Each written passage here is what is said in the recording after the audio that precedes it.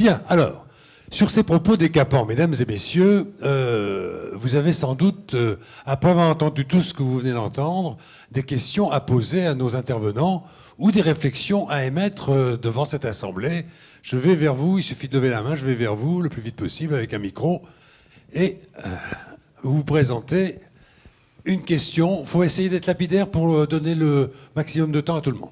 Merci beaucoup. Philippe Godin, je suis un ancien de l'ESA d'Angers, École supérieure d'agriculture d'Angers.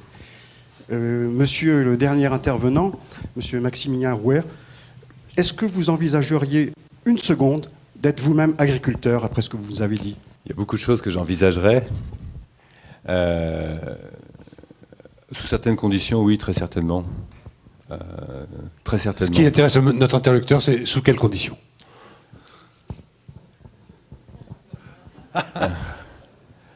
Écoutez, premier élément, si c'est agriculteur en France, ça dépendra du territoire et de la coopérative du territoire, voilà, parce qu'il y a certaines coopératives qui sont clairement plus en avance que d'autres. Deuxième élément... Donc ce sera dans l'Ouest.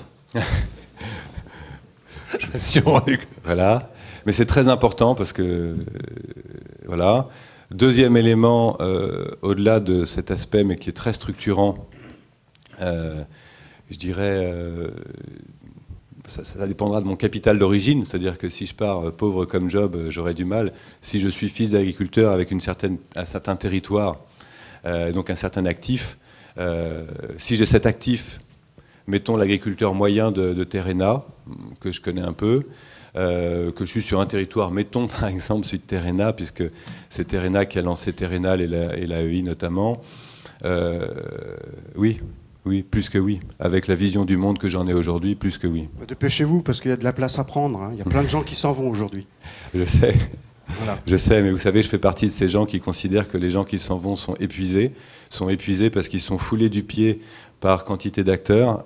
Je pense que vous avez évidemment raison dans votre émotion. Et si je tiens ce propos, c'est par empathie. Je suis agronome, je suis aussi physiologiste comme mon voisin. C'est par empathie pour ces gens. Vous savez... j'ai même été en Argentine, en Australie récemment, où j'avais des gens dont les enfants s'étaient flingués suite aux dernières catastrophes. Donc je pense que je ne fais pas partie de ces idéalistes qui considèrent que l'agriculture aujourd'hui est un monde merveilleux où tout va très bien. Considérez vraiment mon propos comme étant un coup de gueule empathique.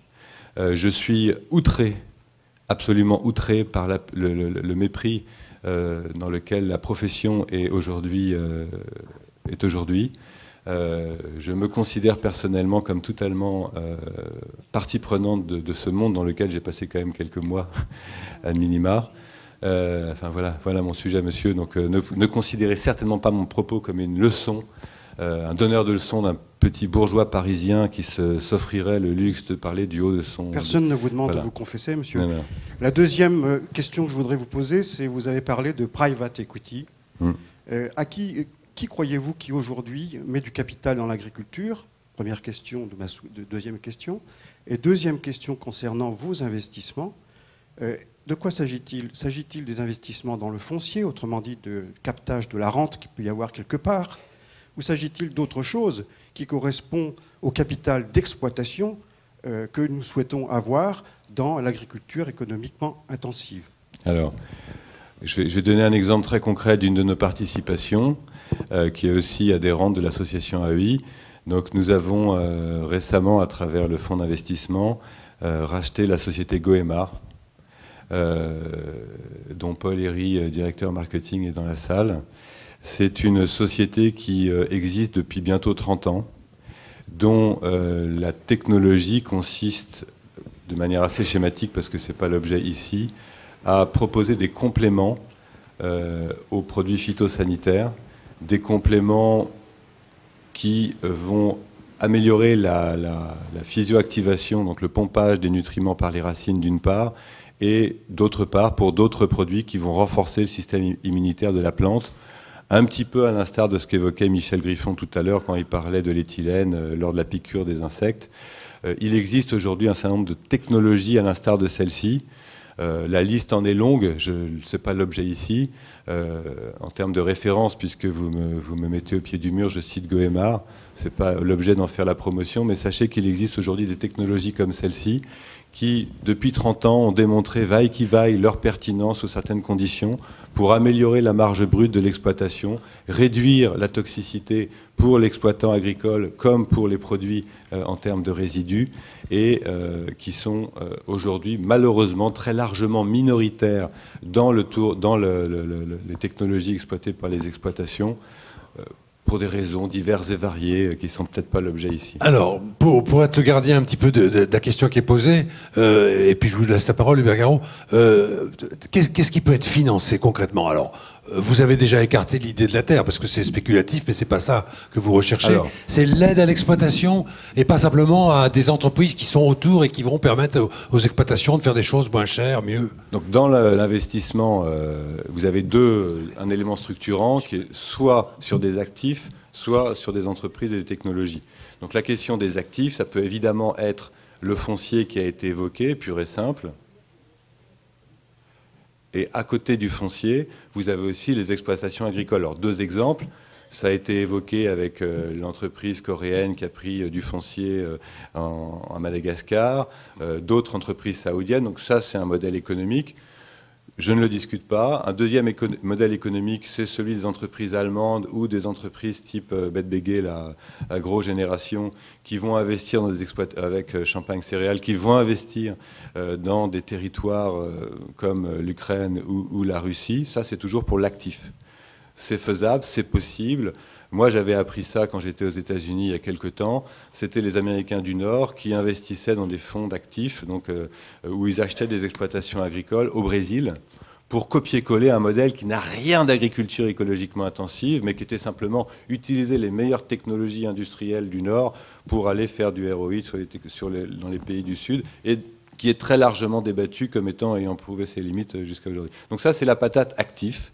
Et effectivement, sur l'exploitation agricole proprement dite, aujourd'hui, ce n'est pas dans les us et coutumes en France d'investir dans une exploitation, mais dans d'autres parties du monde, c'est fait.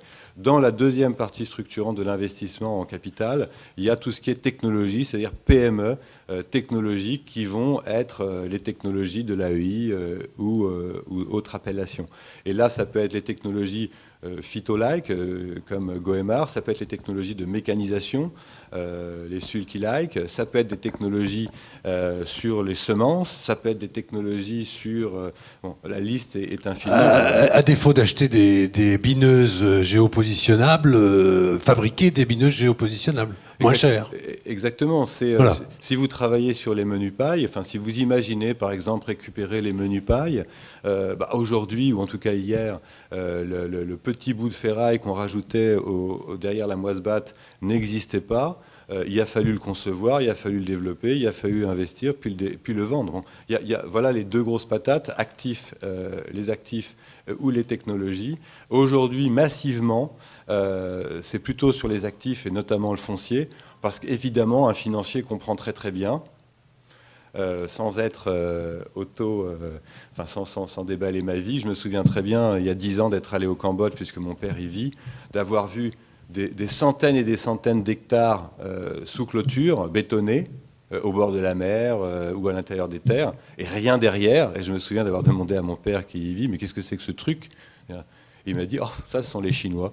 Qu'est-ce qu'ils font les Chinois à mettre du béton Il me dit, rien, ils attendent, ils spéculent. Donc ils achetaient pour 0 euros des milliers d'hectares au Cambodge, parce que le Cambodge fait partie des derniers territoires un peu désertiques au niveau humain du sud-est asiatique. Et c'est vrai que les gens qui ont acheté il y a 10 ans pour 0 euros quelques milliers d'hectares au Cambodge sont aujourd'hui multimillionnaires. Donc ça, évidemment, c'est un sujet largement débattu au niveau éthique. Je pense que là, le sujet sur lequel je m'exprime plus légitimement, c'est celui du soutien aux nouvelles technologies pour l'agriculture écologiquement intensive. Parce que...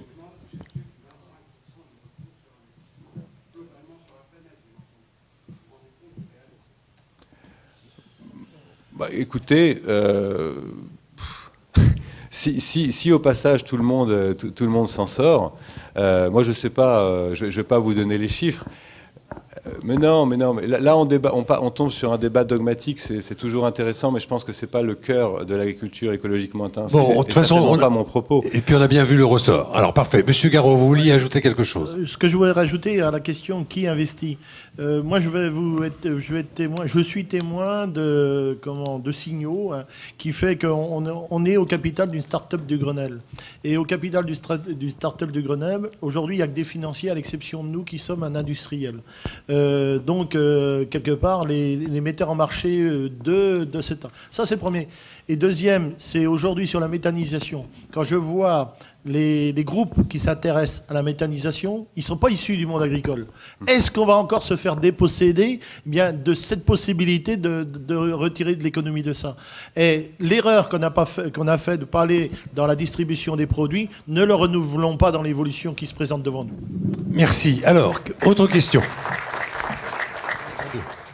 Valentin Beauval, agriculteur retraité depuis 2010 du Saumurois, de Douai-la-Fontaine, près d'ici, et par ailleurs agronome ayant travaillé dans beaucoup de pays du Sud. J'ai deux réflexions complémentaires à faire. Une qui a trait à un problème qui n'a pas été évoqué, bien que je pense que Sandrine Paillard l'évoquera cet après-midi. C'est le problème de l'accès à l'alimentation. C'est-à-dire qu'on a actuellement environ 1 milliard de personnes qui souffrent de la faim, dont les 2/3 ou les 3/4 sont des ruraux. Et quand on voit l'évolution démographique, les pays qui n'ont pas fait leur transition démographique ou les zones qui n'ont pas fait cette transition, ce sont des zones rurales, notamment d'Afrique, d'Inde et d'autres pays d'Asie. Il faut savoir que l'Inde a environ 200 millions de personnes qui souffrent de la faim, c'est-à-dire autant que l'Afrique. C'est cette population-là qui va s'accroître. Et comme disait Michel Griffon, mais il n'a pas eu le temps de l'approfondir avant de partir, c'est pour ça que je prolonge ton propos, on risque d'avoir 2,5 milliards de plus de personnes, dont probablement on risque de voir doubler le problème des gens qui n'ont pas accès, du fait de leurs faibles ressources, ou en foncier, ou simplement en richesse, accès à l'alimentation. Et le problème actuel du monde, ce n'est pas de produire insuffisamment de nourriture. Vous écoutez et vous lisez les analyses que ce soit de Marc Dufumier ou d'autres personnes. On a assez de nourriture, mais ce problème d'accès à l'alimentation, il faut le traiter. Et il est un peu évacué des débats jusqu'à présent. C'est un problème de pauvreté. Et aussi le problème d'analyser les pays qui ont fait leur transition démographique et ceux qui ne l'ont pas fait. Alors, partout, on constate que là où les femmes sont allées à l'école, donc c'est l'investissement éducation, il est peut-être aussi important que l'investissement au niveau agricole dans l'intensification de la production. Et donc, pourquoi en Afrique on fait autant d'enfants? Parce qu'il n'y a pas de système de retraite, etc., en particulier dans les campagnes. Et s'il n'y a pas un programme en parallèle pour accroître le niveau d'éducation dans ces zones qui vont très simplement, on prend le Niger, structurellement en incapacité de nourrir sa population, et ça va doubler d'ici 30 ou 40 ans. Donc, ce n'est pas un problème de produire 2 fois plus, ou même 50% de plus de nourriture, c'est aussi un problème d'accès à l'alimentation et de pauvreté. Ça, c'est le premier point. La première remarque que j'ai à faire, c'est un élément de réflexion complémentaire. Le deuxième a plutôt trait au foncier.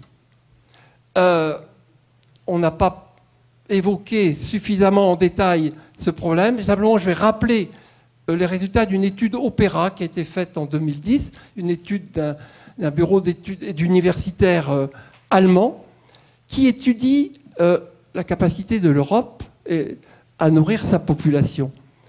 Et ils aboutissent à des conclusions qui sont un peu décapantes.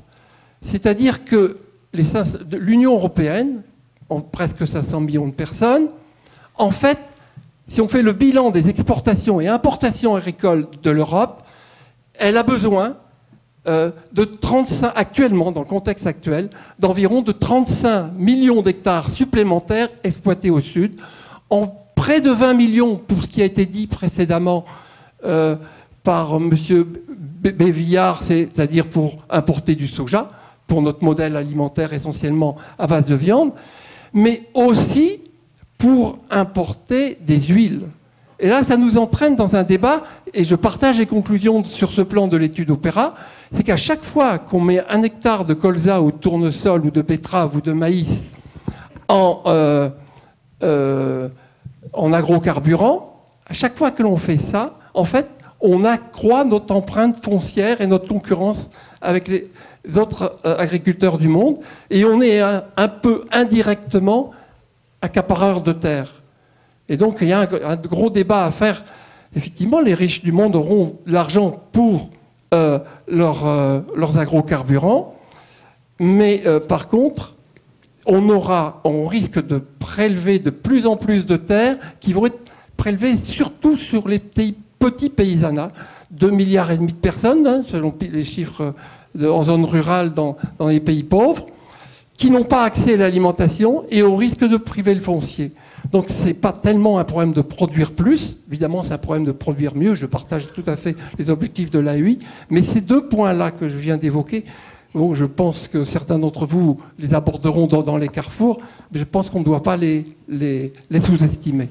Selon vous, pour qu'on comprenne bien votre propos, il faut que l'Europe, au lieu d'aller prélever ses besoins en hectares à l'extérieur, les prélève sur elle-même, sur son propre territoire. Si vous voulez, si on ramène par rapport à ce que disait Bruno Parmentier tout à l'heure, 35 millions d'hectares par rapport à une population de 500 millions d'habitants, ça fait environ 7 ares par personne.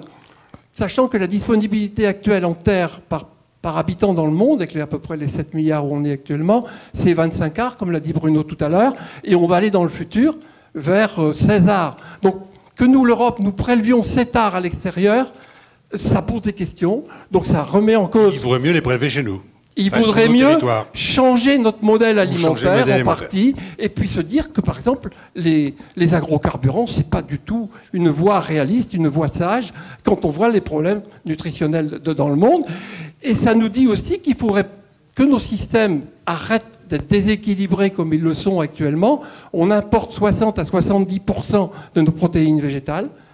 Et ça déséquilibre profondément nos systèmes de production. Si nous avions davantage, et alors là, je pense que tous les paysans qui sont présents ici sont prêts à argumenter dans le même sens que moi, si nous avions ici beaucoup plus de protéagineux, beaucoup plus de luzerne dans nos rotations, on aurait moins de problèmes environnementaux. Et on consommerait moins d'azote fait à partir d'énergie fossile. Merci. Mademoiselle, il y a une main qui se lève là, mais Christiane Lambert veut intervenir. Oui, en essayant de faire plus court pour profiter au maximum de nos intervenants en tribune, une question à Sandrine Paillard. Vous avez développé donc les 2 scénarios.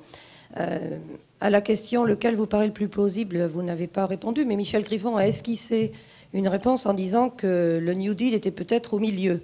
Alors, je voulais que vous nous disiez quelles sont les suites envisagées pour la poursuite de vos scénarios, sans idéal, parce qu'il y a beaucoup d'idéal qui s'expriment ici ou là. Je rappelle quand même que sur les enjeux climatiques, démographiques, besoins alimentaires, etc., il y a grosso modo beaucoup d'expressions. Il y a encore beaucoup, et on le voit au travers des expressions des uns des autres, de temps passé à polémiquer ou à cultiver des vieilles querelles. Or, la culture de Michel Griffon pour le côtoyer au sein de l'AEI, c'est de dire arrêtons ces vieilles querelles, mettons-nous au boulot, et quel est le modèle qui a le plus de chances d'apporter la solution aux différents défis. Donc je voudrais qu'on recentre et que vous puissiez nous dire lesquels des scénarios vous allez le plus expertiser. Est-ce que vous avez une idée? La réalité, c'est quand même qu'il y a d'un côté le consommateur, il y a d'autre côté le citoyen. Cette dichotomie, nous la voyons tous les jours. Il y a aussi la réalité d'une agriculture européenne qui vit un certain nombre de crises. Peut-être la pensée est atrophiée, Monsieur Rouer, mais elle est aussi atrophiée aux États-Unis, puisque les politiques de soutien sont 7 fois plus importantes qu'elles le sont en Europe. Donc je pense qu'il faut se resituer, peut-être introduire un petit peu plus d'économie dans le raisonnement d'écologiquement intensif, parce que si l'économie agricole n'est pas plus génératrice de valeur à tous les échelons, il y aura une vraie difficulté de pérennité des systèmes et d'attractivité pour ce New Deal AEI. Bon, c'est un peu difficile de répondre à votre question parce que les scénarios, enfin, la construction de scénarios par définition c'est justement pour faire du débat. Alors certes, il faut certainement arrêter les vieux débats et essayer de les renouveler, mais c'est absolument pas de la production de certitude, la production de scénarios. Et il me semble justement que penser que le développement durable, pour prendre les choses un peu plus globalement que l'agriculture écologiquement intensive, c'est quelque chose qu'on va pouvoir complètement objectiver, et que le problème c'est simplement de produire de la mesure et pour savoir ce qui est durable et quelle est la solution, à mon avis c'est vraiment justement prendre le débat comme ça ou le problème comme ça, c'est je pense vraiment un obstacle au développement durable. Je pense que le développement durable c'est un débat politique avant tout, et donc il y a des vraies controverses, l'impossibilité d'avoir un consensus, et certes il faut produire de la mesure et les chercheurs ont aussi ce rôle-là, mais vraiment avant tout c'est un débat, et objectiver et dire quelle est l'expertise, c'est un choix c'est une question de valeur, le choix de scénario. C'est une question politique. Mais quand vous parlez de valeur, vous ne parlez pas de valeur économique, là, vous parlez de valeur de vie, de philosophique, morale. Et ça veut dire que forcément, c'est une question de débat politique. Et certes, la recherche produit parfois de l'expertise et de l'évaluation, et c'est très utile. Mais là, quand on construit des scénarios, on ne peut pas dire... moi, je pense... La réalité sera certainement entre les deux. J'espère qu'elle sera entre les deux et pas complètement dans la catastrophe. Mais pour moi, c'est pas ça le New Deal. Le New Deal, c'est un vrai projet politique qui serait certainement beaucoup plus radical que le chemin entre les deux. Ça, c'est clair. Mais encore une fois, la prospective, c'est pas fait pour produire des certitudes, mais du débat. Voilà. Et donc des controverses et des disputes et des discussions. Et vous en avez pris un petit peu au départ. Boum, c'est trop malin, conservateur, mais bon, ça avait le mérite d'être un point de départ. Parfait. Alors, est-ce que quelqu'un veut ajouter quelque chose? Marcel de Ressac. Normalement, c'est ouvert. Oui, très rapidement par rapport aux commentaires de Valentin Beauval. Oui, la question de l'accès à l'alimentation, elle est prégnante, c'est sûr, et notamment par rapport aux pays du Sud. Je ne voudrais pas être trop alarmiste non plus, dans la mesure où si on regarde 40 ans avant, dans les années 70, 3 milliards d'humains sur la Terre, avec des famines qui étaient reconnues, nombreuses, etc., en Chine, en Inde, et avec des problèmes qui ne sont pas résolus, et en Afrique, bien sûr, des problèmes non résolus, on s'aperçoit 40 ans après qu'on nourrit quand même 4 milliards d'individus en plus. Donc, il faut pas l'oublier, c'est-à-dire que à l'époque, il y avait les problèmes les angoisses sur l'expansion démographique, sur la capacité à nourrir la Terre. Elles sont toujours, et Bruno Parmentier nous a bien montré toute l'alarme qu'il y avait et les signaux rouges qu'il y avait. Mais je pense qu'il y a le problème de l'inégalité qui est venu beaucoup plus tard sur la lutte contre la pauvreté dans les années 2000, les objectifs du millénium. On avance, on progresse en marchant. Je crois qu'il ne faut peut-être pas être trop pessimiste, même s'il y a énormément d'obstacles. Il y a un problème qui est soulevé sur l'accès à l'alimentation, et tu parlais des pays en transition démographique. Et là, il y a des études qui sont faites, par exemple, je pense à Ruralstruc, etc., des études menées par la Banque mondiale, qui sont extrêmement intéressantes. Par exemple, si on prend le Sénégal, qui est un des pays du Sud qui n'a pas encore fini sa transition démographique, il y a 300 000 jeunes sur le marché de l'emploi par an, qui sont mis sur le marché de l'emploi. Ces 300 000 jeunes, eh bien, quelque part, il ne faut pas qu'ils aillent grandir les populations urbaines, où de toute manière, dans un pays comme le Sénégal, il n'y a pas d'emplois qui sont créés pour eux dans les grandes agglomérations urbaines. Donc quelque part, il se pose une question, création d'emplois, eh ben, ça doit être dans le milieu agricole, avec toutes les possibilités ouvertes Et là, je rejoins la position de Maximilien Rouher sur toutes les possibilités ouvertes qui sont l'alimentation et l'alimentation locale. Et là, je pense qu'il y a un énorme rôle à jouer parce que la production alimentaire locale est sur des filières courtes par rapport à des options de grands bassins de production qui vont alimenter des grands bassins de consommation, des grands bassins exportateurs par rapport à des grands bassins importateurs en Asie où il va y avoir une demande phénoménale et une incapacité. Je pense qu'il faut jouer au maximum cette carte de production courte et de filières courtes et de consommation et alimentation. Mais merci Marcel de Ressac. Je me suis éloigné de vous, mais bon. Vous voulez ajouter brièvement, Maximilien Rouher? Très brièvement, parce que je crains de m'être mal fait comprendre. Donc, je tiens à exprimer mon profond respect pour le travail de Sandrine Paillard et de l'INRA sur les scénarios. Je ne critique absolument pas le fond et la méthodologie scientifique, etc. Je prends un peu de recul et je me permets d'exprimer une opinion qui n'est pas inutilement polémique, je le crains, sur le positionnement politique de ce type d'études qui est assez structurel en France. Encore une fois, Christiane, je ne veux pas non plus être inutilement polémique, j'ai bien compris le message. J'entends, en tant qu'administrateur de l'AEI, être acteur de l'ouverture de l'AEI et du positionnement de cette AEI dans le monde global. Je ne suis pas naïf au point de ne pas considérer l'évolution au niveau américain, mais mon expérience en dehors de l'agriculture du monde américain et des autres cultures m'amène à être extrêmement méfiant sur le choc culturel entre des Français et culturellement même des Européens qui jouent carte sur table et qui, structurellement, depuis 40 ans, jouent au poker menteur avec des Américains qui disent blanc et qui font noir. Donc je suis juste en train de dire, la dynamique n'est pas le fort de l'Europe. C'est-à-dire la capacité d'adaptation et la vitesse d'adaptation, la vitesse de réaction n'a pas été jusque-là la grande preuve, la grande force de l'Europe, au contraire de l'Amérique, qui a toujours été capable de s'adapter, de proposer et d'innover. Je ne suis pas Madame Irma, donc je ne prétends pas dire exactement où elle va, mais je ne suis pas dupe non plus des possibilités de basculement d'une extrême à l'autre du modèle américain, tout simplement parce que dans d'autres secteurs, notamment dans l'environnement, sur les questions de la chimie, ou dans d'autres secteurs encore plus pointus sur les questions de l'eau, les Américains ont fait des basculements à 180 degrés, après avoir la main sur le cœur tenu coûte que coûte des positions pendant des années.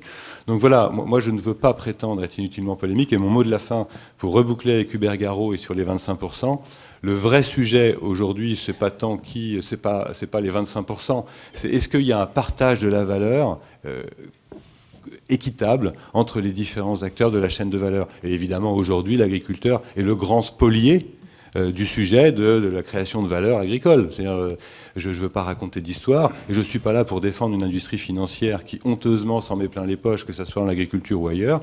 Je suis là pour dire, elle s'intéresse au secteur, et à l'instar d'Hubert, je dis, exprimez une voix, prenez position au niveau industriel, au niveau technologique, au niveau financier, parce que c'est là que la valeur se crée, c'est en tout cas là que la valeur se met dans la poche, et que si vous restez dans vos positions historiques, vous allez vous faire spolier, comme ça a toujours été le cas. Merci Maximilien Rouher. Oui, question. Bonjour à tous. Là.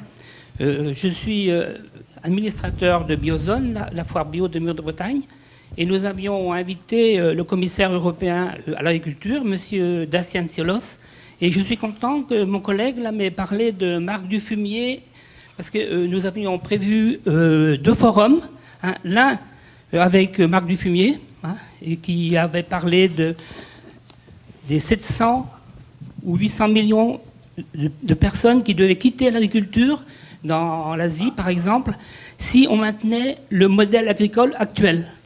Et en plus, nous avions un 2e forum sur le film de Colin Serrault. Je ne sais pas si vous connaissez. Alors, excusez-moi, vous avez une question à poser à quelqu'un ou une... Oui, ma question, elle est celle-ci. Ne croyez-vous pas que les excédents déversés dans les pays en voie de développement à des prix bradés détruisent les agricultures locales et obligent les paysans à partir dans les villes? Voilà, c'est tout ce que j'avais à dire. Monsieur Parmentier, vous prenez la question ou... Je vous ai pris votre micro, pardonnez-moi, mais c'est pour la bonne cause. La réponse est oui, bien sûr. Chaque fois qu'un bateau de blé français arrive à Dakar, c'est 500 paysans de Côte d'Ivoire qui font faillite et qui rejoignent les bidonvilles de Dakar. Donc le problème, c'est qu'effectivement, il n'y a pas d'autre moyen de se nourrir sur Terre que chaque continent se nourrisse lui-même. Les Africains doivent manger de la nourriture africaine, les Asiatiques doivent manger de la nourriture asiatique, et très accessoirement, on peut faire voyager, mais de façon subsidiaire. Bruno Parmentier, on peut considérer que c'est votre réponse? Parce que j'ai encore 3 autres questionnements. Non, mais je veux dire, et par rapport à ça, le fait qu'il y ait une rupture historique qu'on n'a pas vue depuis 3 ans, enfin qu'on voit un peu avec Maximilien Ruher, c'est que les riches du monde s'intéressent de nouveau à l'agriculture. Alors, ça peut être une menace, mais ça peut être une opportunité. Hein, c'est 50 millions d'hectares qui ont changé de main depuis 3 ans parce que les Chinois, les Coréens et les autres riches peuplés se disent on a besoin de terre, ou bien les gens d'Arabie Saoudite, des Émirats Arabes Unis, les autres riches et secs se disent on a besoin de terre. On vient de se confirmer aussi que les Européens, quelque part, ils occupent 40 millions d'hectares. Et donc, il y a 1000 à peu près sociétés de financement qui investissent. Alors d'un côté, c'est pas pour un bon modèle, mais d'un autre côté, la solution d'avant depuis 30 ans, où les gens disaient l'agriculture c'est ringard, on laisse ça tranquille, péricliter, c'était pas terrible non plus. Donc peut-être que ce nouvel investissement des riches dans l'idée agricole, c'est aussi une occasion de pouvoir surfer là-dessus et dire on a vraiment besoin d'investir pour créer une nouvelle agriculture. Merci beaucoup. Question. François Burgot de l'Interprofession des semences. C'est une question pour Jean-Claude Bévillard. Il a, je pense, tout à fait raison de dire qu'il serait absurde aujourd'hui d'opposer la production et l'environnement, qui reconnaissent quand même avec moi que c'est au départ non pas le monde agricole qui a créé cette opposition, mais plutôt l'extérieur du monde agricole qui a considéré, notamment avec le terme d'agriculture productiviste, que les deux s'opposaient. Et deuxième question, est-ce que quand il parle de haute qualité environnementale et qu'il dit que l'idée c'est 30% du chiffre d'affaires qui devrait être mis en intrant, je suis d'accord si on calcule le chiffre d'affaires pour le blé sur la base de 200 € la tonne. Mais donc qu'est-ce qu'il fait? Comment il décide sur quel chiffre d'affaires il faut appliquer la barre des 30%? Oui, alors la faute à qui? J'en sais rien, mais c'est une réalité, quoi. Hein. C'est une réalité. C'est une réalité dans le débat d'aujourd'hui. Je dis qu'on va dans l'impasse. Encore aujourd'hui, dans le débat, et c'est le monde agricole qui le fait plus encore que le citoyen de base. C'est-à-dire qu'à longueur d'interview, on nous dit on peut pas, il faut faire une pause sur l'environnement parce qu'on n'y arrive pas et on recommencera à faire l'environnement quand les prix remonteront. Moi, je veux bien, je comprends tout à fait qu'un exploitant agricole, il ait l'œil sur la colonne de son compte d'exploitation. Et le bas de la colonne, surtout, parce qu'effectivement, il faut boucler à la fin de l'année et il faut arriver à s'en sortir pas trop mal. Ça, je le comprends. Mais en même temps, il faut faire attention au discours que l'on produit, parce qu'aujourd'hui, dans l'opinion, il y a quand même un certain nombre de gens qui disent « Oui, les paysans, ils se plaignent, mais finalement, ils s'en sortent, ils se débrouilleront bien. Nous, on ne veut pas payer pour eux. » Et on dit le contraire. Nous, en tant qu'association, on dit le contraire à longueur de journée, mais je ne suis pas certain qu'on soit toujours entendu. Donc, voilà, moi, je ne sais pas à qui est la faute, certainement des deux côtés, mais en tout cas, il faut trouver une solution. C'est plutôt ce qui est important. En ce qui concerne les intrants, c'est pas compliqué, c'est tout ce que, mais vous le savez bien, parce que vous êtes des professionnels pour la plupart, c'est tout ce que l'exploitation achète pour produire, hein, hors investissement, bien sûr. Donc, après, on fait son compte comme on veut. Effectivement, le prix de vente varie, mais le coût des intrants varie. Et quand on regarde les moyennes sur 3 ans ou 4 ans, le rapport chiffre d'affaires intrants, il reste à peu près constant sur les exploitations, moyenné sur 3 à 5 ans. Donc, 30%, c'est surtout pas une loi, l'État décidera ce qu'il veut. Nous, on a donné un repère. Bon, l'État fera ce qu'il veut. Simplement, on dit que la lecture, aujourd'hui, du rapport chiffre d'affaires intrant, c'est l'une des bases de l'agriculture de demain. C'est tout. Après... Merci beaucoup de votre réponse. Alors, Avant-dernière question, parce que le temps nous presse, parce qu'il court. Alors, Jacques Marais, paysan en Charente-Maritime, d'ailleurs naufragé par Xynthia, mais bon, ça fait partie de la question que je vais poser. D'abord, sur les prix qui sont absolument scandaleux actuellement à la base, quelle profession aujourd'hui accepte de vendre 50% moins cher environ en élevage, hein, pour être précis, que 30 ans auparavant? C'est pas tout à fait 50%, mais on n'en est pas loin, et en francs courants. Donc ça, c'est une vraie question professionnelle et syndicale. Je ne sais pas comment on peut trouver le moindre respect à ce qu'on fait quand on accepte ces prix-là. La deuxième, c'est juste une provocation vis-à-vis de l'expertise scientifique ou politique générale. Imaginez-vous que nous soyons en 1330, 1340. Je suis descendant d'une grande famille intronisée en 980. Le patrimoine que je gère s'agrandit, s'arrondit, notamment ici, dans la douceur angevine. Mes experts, qui n'étaient pas plus idiots en 1340 qu'aujourd'hui, me prévoient 1 million de plus de soldats pour conquérir un petit peu plus. Et mon descendant en 1300... Alors, on s'était promis de faire court, allez à la question. En 1355, la population de la France est divisée par 2 par la Grande Peste. Donc l'expertise... Oublie la peste. Oublie la peste. Non, je ne l'oublie pas, la peste, parce que nous ne savons pas aujourd'hui si nous serons 9 milliards d'habitants. Ce sont des prospectives mathématiques. Et on n'en sait rien. On parle d'obésité, de voilà. Merci beaucoup. L'expertise, comment on la gère réellement. Le micro là-haut. Réponse sur l'expertise. Alors d'abord surtout pas expertise, mais c'est vrai que bon, c'est bon. Surtout, on fait pas de l'expertise. Enfin, l'INRA fait plein de choses. Moi, je suis venue présenter des scénarios et donc de la prospective. Et vous avez raison. J'ai axé beaucoup sur du quantitatif. Et ça donne, je pense aussi, l'idée de quelque chose de trop linéaire.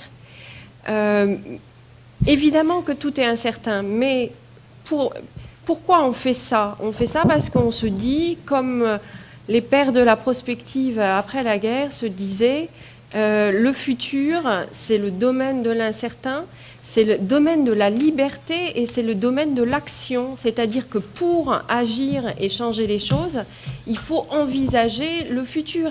Mais vous avez raison, tout ça est extrêmement incertain. C'est une très belle réponse. Merci beaucoup. Alors, dernière question. Il faut être court, s'il vous plaît. Oui, bonjour. Je suis Jean-Marc Vallet, le PDG de Géocarta. Géocarta, c'est la cartographie du sous-sol à très haute résolution pour l'agriculture de précision, par exemple. Je suis aussi secrétaire général de Durapol, un club d'entreprises dans le développement durable, avec des sociétés qui interviennent dans la chlorophylle, dans la méthanisation, dans les nouvelles techniques de pulvérisation. Dans l'AEI, on peut voir pour de telles petites sociétés comme nous peut-être une opportunité. Alors la question, c'est comment peut-on travailler avec l'AEI en tant qu'un start-up, quoi, et si oui, comment? Hubert Garot, c'est à vous de répondre à ça. Venez me voir, on va s'arranger. C'est ça la réponse? Réponse courte. Voilà. Ben vous avez la réponse, donc vous voyez aussitôt après. C'est pas mal, il a présenté sa carte de visite comme ça en public, formidable. Non mais par rapport à toutes ces commandes, cette nouvelle technologie, il y a un minimum d'échange et voir comment on peut être complémentaires. Et derrière, c'est comment ça peut se développer. Le géopositionnement, on l'a vraiment découvert au Canada, comment l'agriculture québécoise. Vous voyez, donc il y a des choses à faire. Merci beaucoup. Moi, j'aimerais répondre sur la question de l'euro constant ou de l'euro courant. Oui. Si vous voulez, c'est énorme ce que vous avez dit. Si on était dans l'automobile, tout le monde vous rirait au nez, monsieur. L'automobile, le problème de l'industrie, c'est bien que, innovation après innovation, votre marge s'érode et que si vous n'innovez pas en permanence, votre produit ne vaut plus rien. C'est comme ça que fonctionne l'économie aujourd'hui. Donc il faut pas l'oublier. le lait est peut-être un produit qui n'a pas bougé depuis 50 ans. L'automobile, si aujourd'hui tout le monde, tout un chacun en France peut avoir une automobile, il s'est passé quelque chose. Et le quelque chose, c'est que l'automobile, en monnaie constante, vaut beaucoup moins cher que l'automobile d'hier. Et c'est le cas de n'importe quoi. À part les treilleuses, on ne peut plus introduire de robots dans la fabrication de lait. Voilà, c'est peut-être la réponse. Merci beaucoup. Non, attends. Aux Pays-Bas, aujourd'hui, les treilleuses sont automatiques, l'homme n'intervient plus. Oui. Vous avez des modèles économiques en 100% herbe aux Pays-Bas qui fonctionnent avec des treilleuses automatiques, ce qui permet de libérer... On peut innover dans énormément de secteurs, y compris dans l'élevage, sous réserve qu'on arrête de penser que l'agriculture est un modèle vraiment à plaindre et que les autres secteurs n'ont pas eu à souffrir des mêmes contraintes. Je suis désolé, le temps, il faut conclure. Merci beaucoup. Vous applaudissez les intervenants, s'il vous plaît. Je vous souhaite une bonne après-midi de travail.